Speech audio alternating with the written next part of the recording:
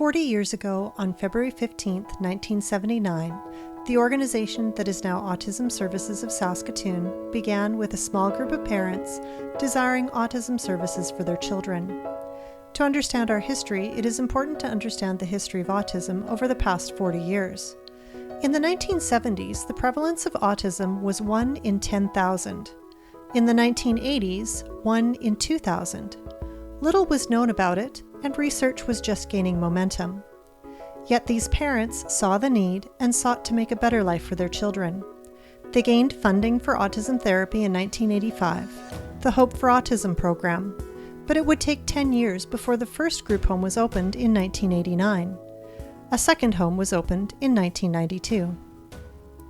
And I remember the opening of that and going there and having 50 people, in the living room, kind of all crouched together, and the dignitaries trying to make a speech, but making sure that they weren't bumping into people, and having the people there. And I just wanted to say, I wish, David Eagle's dad, he was on the board with me, and he was instrumental in getting that house open, but he's not here to see it. So for 40 years, I just wanted to say it's people like that I just wanted to give a name to, that were instrumental in doing something to expand the autism for their children and for the autistic community in general.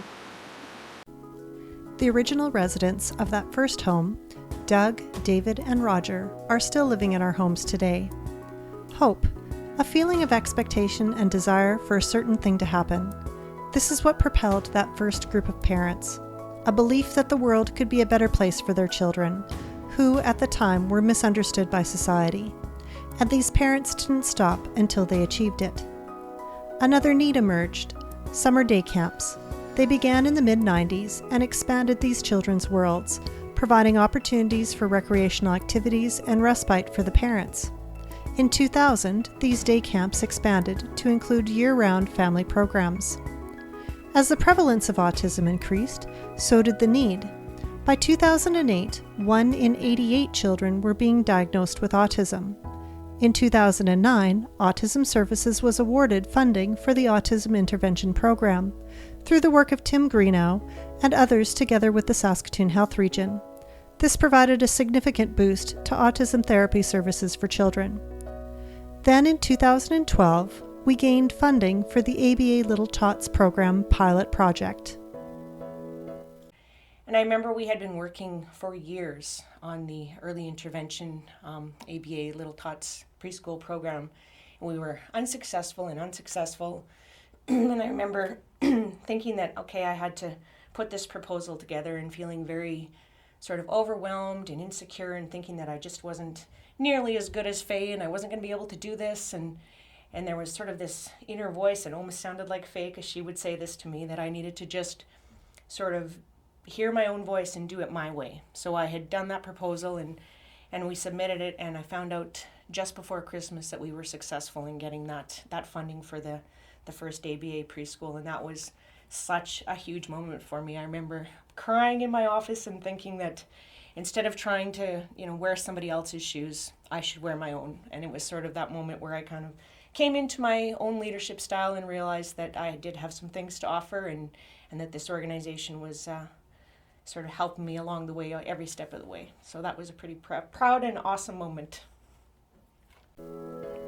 The pilot project was a success, and in 2015, permanent funding was granted for the ABA Little Tots program. Our story, the story of Autism Services, is about seeing the need and working to meet it. In 2014, in June, we started, there was a request that came to us from our funder, and there was an individual who needed a day program. And it was around the same time that we were opening 2 new group homes in Evergreen. And so some of those new residents in the group home also needed day programs. So it kind of just fell into place. We started with a number of people, first with one individual, but then it grew as the group moved into Evergreen. and started from that. So we have some of our people from our homes that are in our day program, and then some who also live in their family homes are with us as well. So most recently, we recognized the need for mental health supports for those with autism. We achieved funding for a mental health program pilot project in 2017, and this year, in 2019, we gained permanent funding for a mental health program. Today, most recent studies show 1 in 59 children being diagnosed with autism spectrum disorder. As the prevalence has increased, so has society's understanding and acceptance of autism.